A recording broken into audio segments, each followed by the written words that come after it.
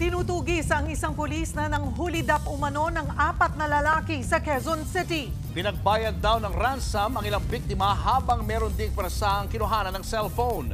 Nasa frontline ng balitang yan si Gary De Leon. Sa pulsa video ang paglayo ng lalaking ito sa isang nakaparadang SUV sa EDSA Balintawak sa Quezon City nitong May 17. Ang lalaking yan na biktima umano ng pulis na nanghulidap. Makikita pa ang suspect na pulis na nanggaling sa SUV. Hinila niya ang biktima at kinapkapan. Matapos nito, bumalik na ang pulis sa kanyang sasakyan para umalis. Dumulog sa barangay ang biktima para isumbong ang insidente. Kwento ng biktima, nagmamotorsiklo siya ng parahe ng pulis at pilit na pinasakay sa SUV. Sa loob ng SUV ng pulis, nakasama pa raw niya ang 3 pang biktimang lalaki na nakaposas. Hiningan daw siya ng pera ng pulis at nang walang maibigay, ay kinuha na lang ang kanyang cellphone. Nagbayad umano ng ransom ang mga pamilya ng 3 pang lalaki kaya pinakawalan din ng pulis.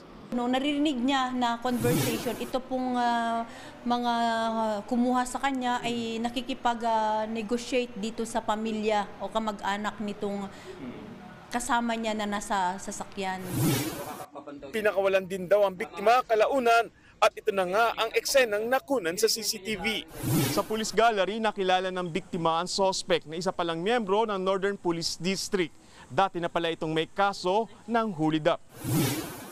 Mismong Quezon City Police District na ang magsasampa ng reklamong robbery at motor napping laban sa nangulidap na pulis. Inaalam na rin kung pulis rin ang kasabot nito na nagmamaneho ng SUV. Patuloy silang tinutugis. Nagbabalita mula sa frontline, Gary De Leon, News 5. Mga kapatid, Julius Babaw po. Iba na ang may alam at may pakialam sa panahon ngayon. Para sa frontline ng mga balita, mag-follow at mag-subscribe sa social media pages ng News 5.